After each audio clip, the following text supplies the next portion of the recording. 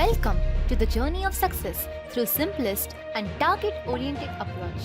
Like, subscribe, share, target with Professor B's Positive Way.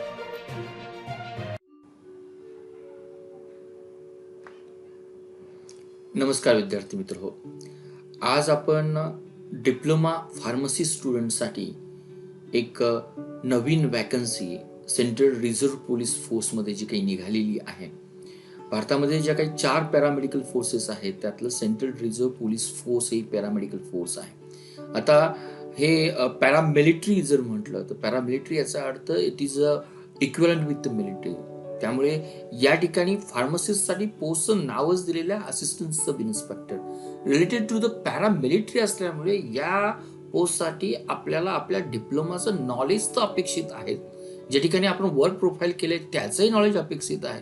परंतु सर्वात महत्त्वाचं म्हणजे इतर फार्मसिस्टसाठी जे काही फिजिकल पॅरामीटर लागत नाही ते या पोस्टसाठी लागतात. आपण एक्झामच्या स्टेजेस या ठिकाणी पाहणार आहोत. कुठले फिजिकल स्टँडर्ड लागतात, त्याला PST म्हणजे काय, PAT म्हणजे काय आणि कशा पद्धतीने त्याची रिक्वायरमेंट आपण फुलफिल करू शकतो आणि आपल्याला ही येणाऱ्या काळामध्ये एक्झाम कशी क्रॅक करता येईल या संदर्भातील आपण माहिती या सदरामध्ये घेणार आहोत. विद्यार्थी मित्रो, हा व्हिडिओ जर तुम्हाला मनापासून आवडला असेल तर तुम्ही 4 पद्धतीने मला थँक्यू म्हणू शकाल. एक तर या व्हिडिओला लाईक करून, 2 हा व्हिडिओ आपल्या मित्रपरिवारामध्ये शेअर करून, 3 टार्गेट कॉम्पिटिटिव्ह एक्झाम या चॅनलला सबस्क्राईब करून आणि 4 या व्हिडिओच्या शेवटी दिलेल्या पेटीएम नंबरवर आपण एक व्हॉलंटरी डोनेटर व्हावं ही एक इच्छा आणि आशा. मे बी येणारे व्हिडिओ बनवण्यासाठी मला तुमच्याकडून मोर इन्स्पायरेशन मिळेल. Let's target competitive exam with professor बीज पॉझिटिव्ह वे. ही जी काही पोस्ट जी काही आहे, जसं मी व्हिडिओच्या सुरुवातीलाच मेन्शन्स केलं, आपल्या देशामध्ये almost we have the 4 paramilitary. Paramilitary means it is not a military but it has related with the military functions. त्यामुळे त्याला पॅरामिलिटरी असं म्हटलं जातं. फॉर एक्झाम्पल आपल्याकडे सेंट्रल इंडस्ट्रियल सिक्युरिटी फोर्सेस आहेत किंवा आपल्याकडे बॉर्डर सिक्युरिटी फोर्सेस पण आहेत. त्याचबरोबर आपल्याकडे इंडो तिबेटियन जे काही पोलीस फोर्स आहे तोही त्याचा उल्लेख याच्यामध्ये केला जातो. आणि हा चौथा महत्त्वाचा जो काही फोर्स आहे त्याला सेंट्रल रिझर्व्ह पोलीस फोर्स असं म्हटलं जातं. आता पॅरा फील्ड असल्यामुळे, पॅरामेडिकलचं फील्ड असल्यामुळे या ठिकाणी देखील पॅरामेडिकलची गरज आहे. ॲज अ फार्मासिस्ट किंवा फार्मसी हे प्रोफेशनच आपण पॅरामेडिकल म्हणून गृहीत धरलं जातं. तर या पोस्टमध्ये ऑलमोस्ट मोर दॅन आपल्याला 15 ते 16 कॅटेगरीच्या पोस्ट नमूद केलेल्या आहेत, ज्या पुढच्या स्लाइड्समध्ये येतीलच. डायटिशियन्स आहे, त्यामध्ये रेडिओग्राफर्स आहे, त्यामध्ये ECG टेक्निशियन्स आहे. आणि या पोस्टसाठी जे काही नाव दिलेलं आहे ते अगदी इन्स्पेक्टर पासून दिलेलं आहे, सब इन्स्पेक्टर पासून दिलेलं आहे. आपल्याला असिस्टंट सब इन्स्पेक्टरची पोस्ट दिलेली आहे, हेड कॉन्स्टेबल दिलेला आहे आणि कॉन्स्टेबल दिले. त्यामुळे मुद्दाम हा रेफरन्स का दिला? It is in a paramilitary at the same times जी आपण पोस्ट आपण जी काही अप्लाय करण्यासाठी आणणार आहोत तिलाच आपण असिस्टंट सब इन्स्पेक्टर फार्मसीची पोस्ट आहे. जरीही पॅरामेट्रिकलची पोस्ट जरी असेल तर फंक्शन जे काही करावं लागणार आहे ते रिलेटेड विथ जे काही CRPFचे मेन हेडक्वार्टर्स इंडियामध्ये आहेत, जे आपल्याला पुढच्या स्लाइड्समध्ये दिसतील, त्या ठिकाणी एक असिस्टंट सब इन्स्पेक्टर म्हणून काम करावं लागणार आहे. या ठिकाणी या वेबसाईटच्या नोटिफिकेशन्समध्ये तुम्हाला या ॲडच्या संदर्भातील नोटिफिकेशनही दिसेल. ते जरूर तुम्ही नोटिफिकेशनमध्ये जा, ते नोटिफिकेशन डाउनलोड करा. 20 सप्टेंबर आपल्या 20 जुलैपासून हा ऑनलाईन ॲप्लिकेशन फॉर्म ओपनिंग आहे. परंतु आपल्याला हे जे काही क्लोजिंग डेट ऑफ ॲप्लिकेशनची आहे ती 31/8/2020 पर्यंत आहे. आणि सर्वात महत्त्वाचं एक गोष्ट आपल्याला नमूद करावी लागेल, आजपर्यंत सर्व MPSC, UPSC, ड्रग इन्स्पेक्टर किंवा फार्मसीच्या पोस्ट ऑनलाईन भरल्या जातात. पण या ठिकाणची पोस्ट ही आपल्याला ऑफलाईन आहे. ऑफलाईन म्हणजे जे काही आपण ॲप्लिकेशन देणार आहोत ते दिलेल्या यावर किंवा नोटवर किंवा पोस्ट ऑफिसवर आयदर आपण हँड देऊ शकतो, आयदर पोस्ट देऊ शकतो. त्यामुळे 31 जरी तारीख असेल तर मिनिमम आपल्याला 1 आठवडा अगोदर आपलं ॲप्लिकेशन केलं पाहिजे, ही गोष्ट आपण या ठिकाणी नमूद करूया.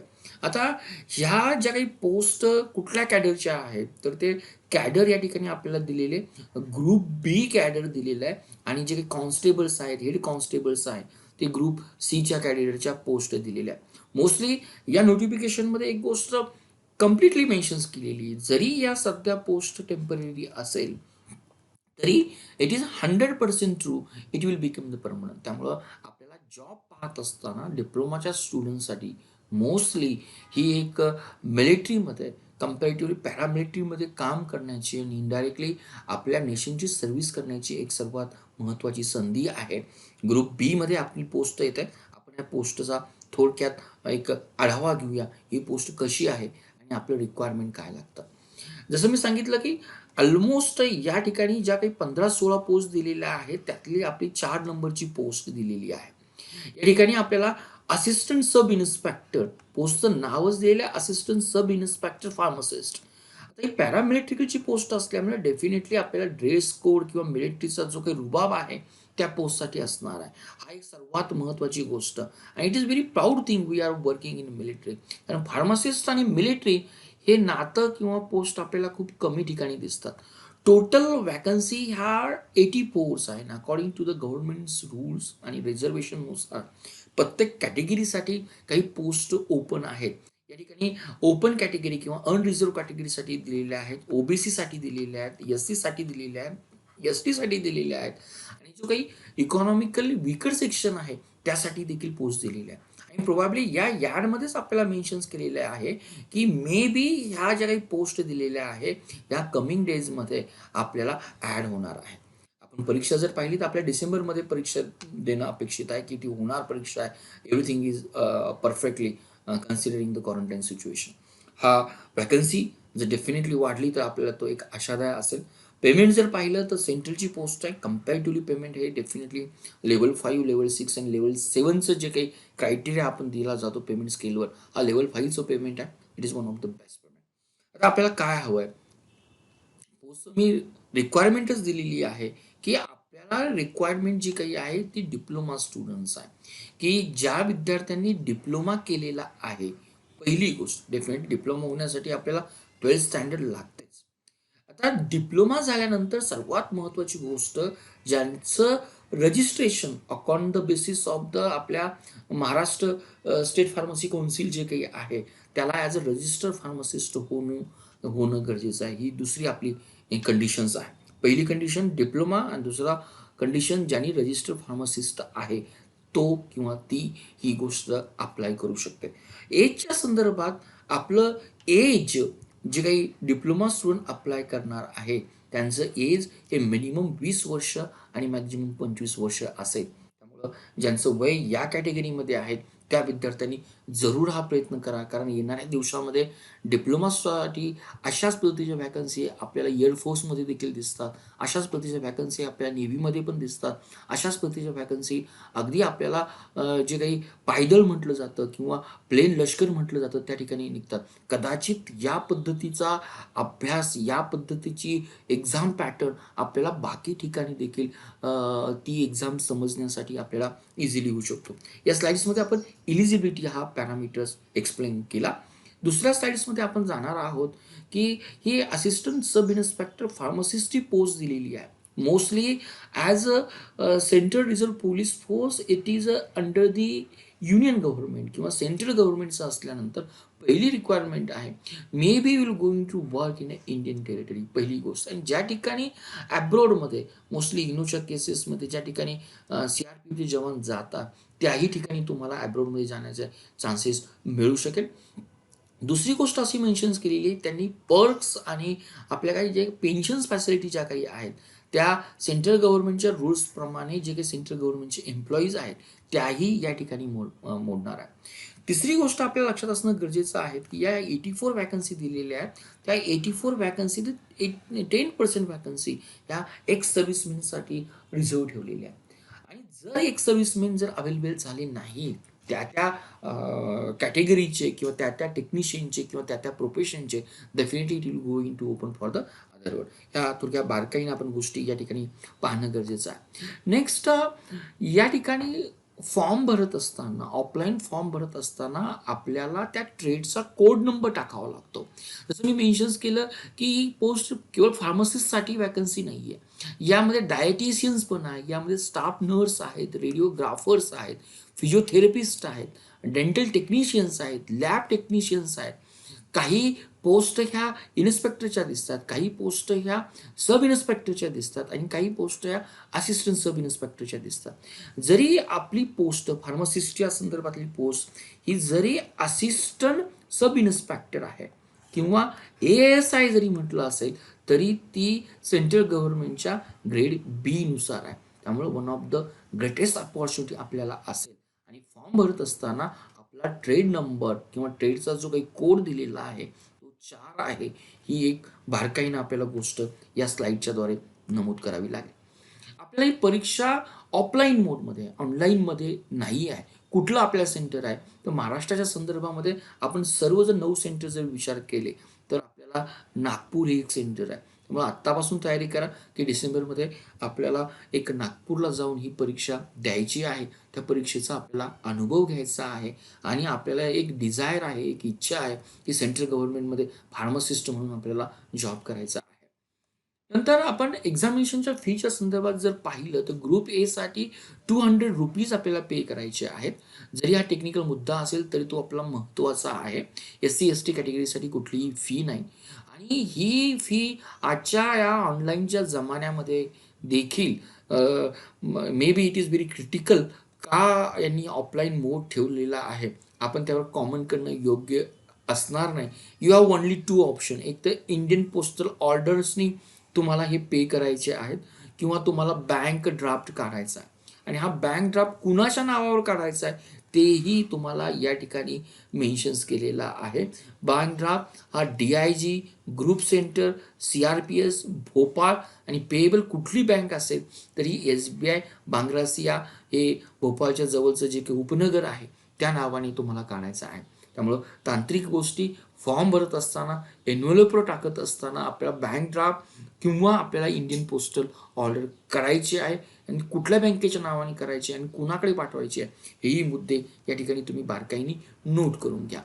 दुसरं, अप्लाय करण्यासाठी ओनली 2 पोस्ट आहे. तारीख तर मी तुम्हाला मेन्शन्स केलेलीच आहे. 31 ऑगस्ट 2020 पर्यंत आहे.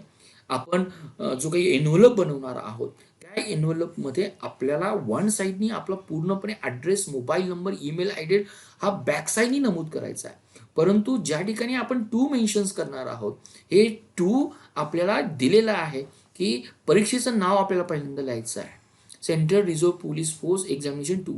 पहिल्यांदा या ठिकाणी आपण हे पोस्टचं नाव किंवा कुठली एक्झाम्स आहे हे मेन्शन्स करणार आहोत. त्यानंतर डिस्पॅच करत असताना आपल्याला परत हा ॲड्रेस दिलेला आहे DIGP बंगारेसिया, तालुका हजूर, डिस्ट्रिक्ट भोपाळ, MP. त्यामुळं ह्या गोष्टी पूर्णपणे व्यवस्थित मेन्शन्स करा आणि ते आपल्याला सर्वात मेन्शन्स करणं गरजेचं आहे. ही पोस्ट दिल्यानंतर खास ह्या जसं मी मेन्शन्स केलं की CRPF पॅरामेडिकल स्टाफ एक्झामिनेशन 2020 या पोस्टच्या खाली या ठिकाणी एन्व्हलपला तुम्ही पहिल्यांदा एक्झामिनेशनचं नाव लिहिताय 2. हे पत्ता तुम्ही इथे लिहिणार आहात DIGP. या ठिकाणी CRPF पॅरामेडिकल स्टाफ एक्झामिनेशन 2020 नंतर लिहिणार आहात आणि या ठिकाणी बारकाईनं आपल्याला पोस्ट लिहायची आहे. असिस्टंट सब इन्स्पेक्टर आणि ब्रॅकेटमध्ये तुम्ही लिहिताय फार्मासिस्ट आणि त्या ठिकाणी तुम्हाला ट्रेड कोड लिहायचा आहे. तो ट्रेड कोड तुमचा 4 असणार आहे. ती गरजेचं आहे कारण ती रिक्वायरमेंट्स या ठिकाणी मेन्शन्स केलेली आहे. आता आपण या एक्झामच्या पॅटर्नकडे येतो. खूप युनिक पॅटर्न्स आहे. आता मिलिटरीमध्ये असल्यानंतर त्यांना असेच पर्सन हवेत की जे मिलिटरिकली फिट असणं गरजेचं आहे. या एक्झामचे एकूण 4 स्टेजेस आहेत. त्याही आपण स्टार स्टेजेस पाहून घेणार आहोत. पहिली स्टेज जी काही तुमची फिजिकल फीचर्स चेक करते, ज्याला आपण फिजिकल स्टँडर्ड टेस्ट असं म्हटलं जातं, फिजिकल इफिशियन्सी टेस्ट असं म्हटलं जातं, ती आपण पाहणार आहोत. दुसरी स्टेज जी काही आहे ती तुमची रिटन टेस्ट आहे आणि ही पहिली स्टेज ही क्वालिफाईंग आहे. म्हणजे त्या ठिकाणी तुम्हाला कुठलेही मार्क नाही परंतु रिटर्न टेस्ट किंवा स्टेज 2ला जाण्यासाठी तुम्हाला या ठिकाणी क्वालिफाय होणं गरजेचं आहे. क्वालिफिकेशन दिलेलं आहे. किती मार्क्स आपल्याला गरजेचं आहे. तुमचे जे काही मार्क्स जे काही असणार आहे, या असिस्टंट सब इन्स्पेक्टर पोस्टचे ते एकूण 100 पैकी मार्क्स असणार आहे. आणि 100 मध्ये परत 2 पार्ट केले 50-50 मार्काचे मीही मेन्शन्स केलेला आहे. एक पेपर हा आपला जनरल नॉलेजवर असणार आहे.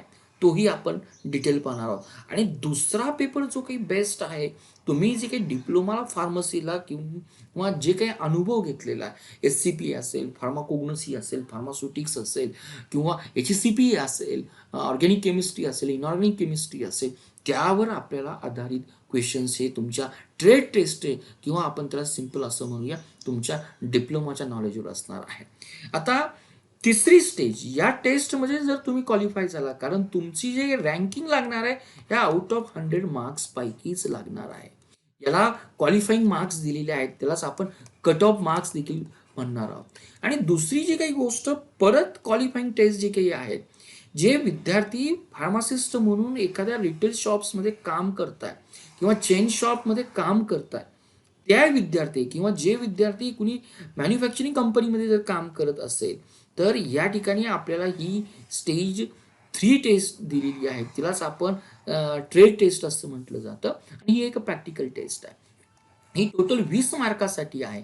आणि ही 20 मार्क क्वालिफाईंग नेचरमध्ये जरी असेल तर मिनिमम त्याला 10 मार्क्स पडणं गरजेचंच आहे.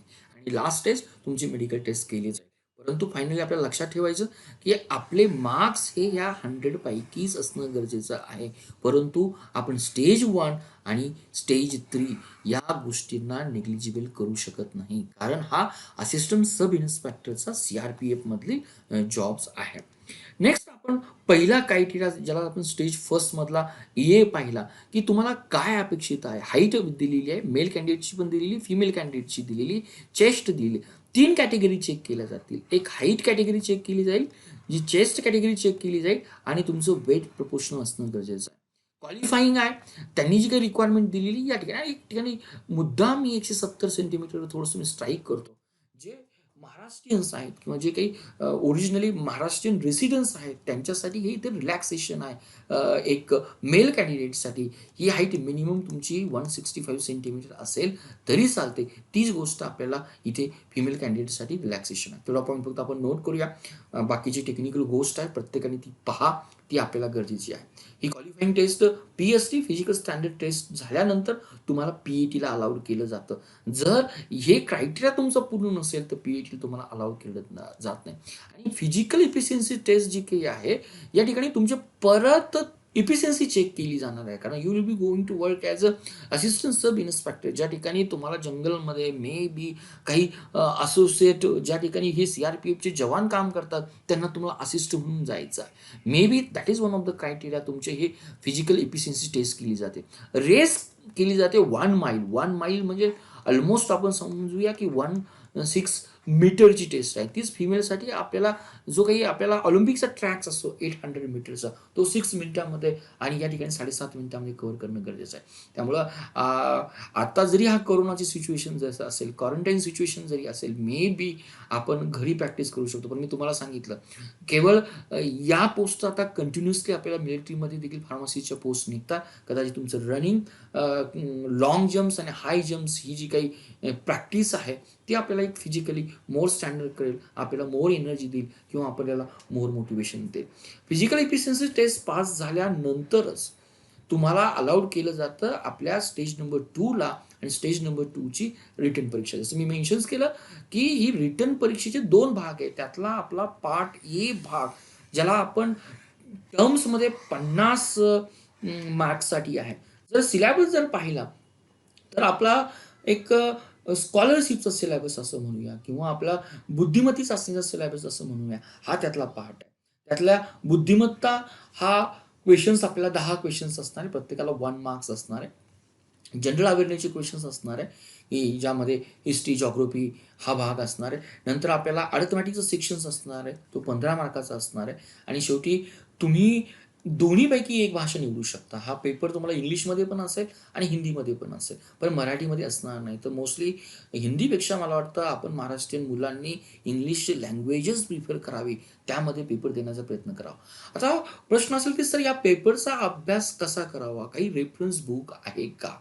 तर सर्वात महत्त्वाचं जनरल अवेअरनेससाठी तुम्ही मोस्टली आज जर पाहिले NCERT हे जे CBSEची पुस्तकं आहेत, त्याचे गाईड्स मार्केटमध्ये हिस्ट्रीचे गाईड्स अवेलेबल आहेत किंवा आपण असं म्हणूया जिओग्राफीचे गाईड्स अवेलेबल आहेत. त्याचा रेफरन्स घ्या किंवा अगदी तुम्हाला सिंपल जर भाषेमध्ये पाहिजे असेल, तर लुसेंट पब्लिकेशनचं जी म्हणूनच डायरेक्टली बुक्स अवेलेबल आहे. तेही बुक्स तुम्ही प्रिपेअर करू शकता.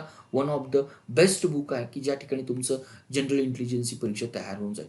आणि यासाठी जनरल इंटेलिजन्ससाठी आणि न्यूमेरिकल ॲबिलिटीसाठी आपल्याला स्कॉलरशिप किंवा प्रज्ञाशोध परीक्षेची जी काही पुस्तकं अवेलेबल आहे, ते जरी तुम्ही फॉलो केले तरी तुम्हाला चालतील.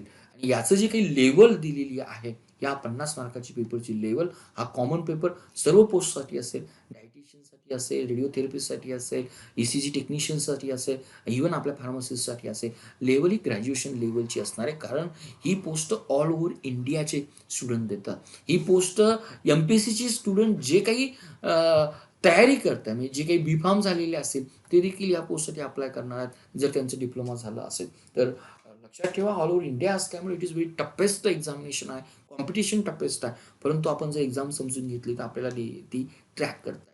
आता पार्ट ए झाल्यानंतर पार्ट बी हा तुमच्या प्रोफेशनशी निगडीत असेल. 50 क्वेश्चन्स असतील आणि पार्ट बी मध्ये आत्तापासून तुम्ही जी काही FY D.Pharmची त्याचबरोबर SY D.Pharmची जी काही पुस्तकं आहे, मोस्टली आपण TPS यूज करत होतो, ती परत TPS गोळा करा. त्या परत TPS मधला चॅप्टर वाईज सिलेबस पहा. कोग्निशनचा असेल तर फॅमिली पहा, काही केमिकल कन्स्ट्रेंट महत्त्वाची पहा.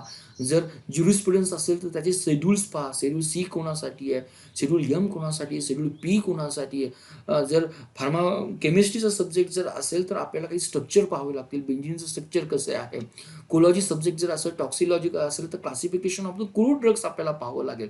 कारण प्रत्येकासाठी जो काही तुमचा डिप्लोमाचा लेवलचा सिलेबस आहे, त्या लेवलचा पेपर्स आपल्याला या ठिकाणी आपल्याला पाहिजेच आणि तो गरजेचा आहे.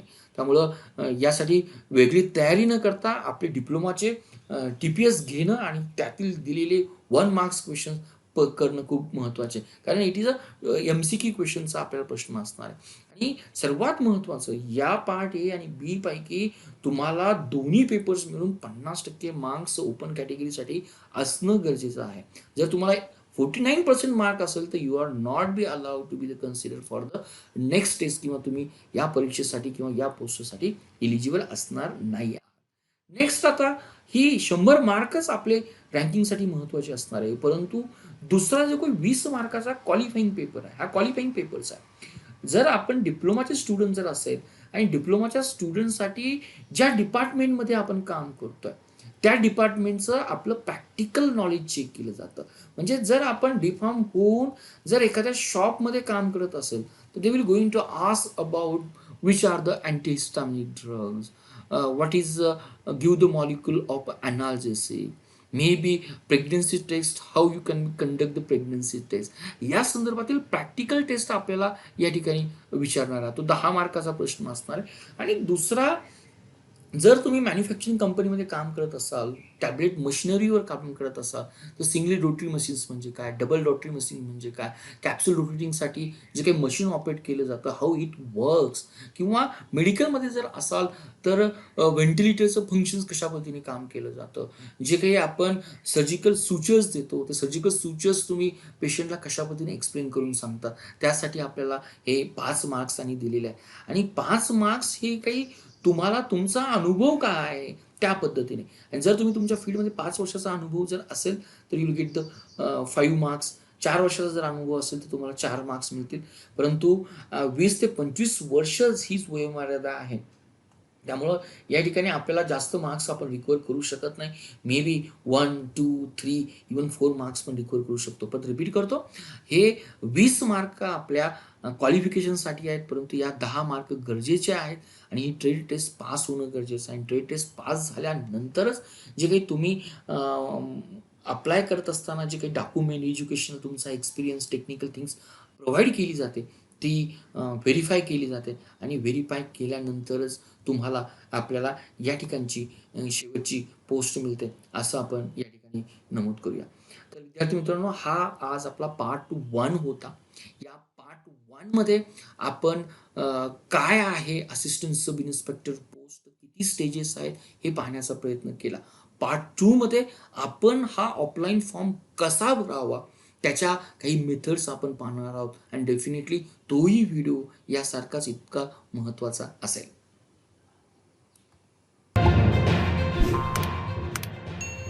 Thank you for watching Target with Professor Peace Positive Way. We request you to be a voluntary donator to become our Prime and Pride motivator.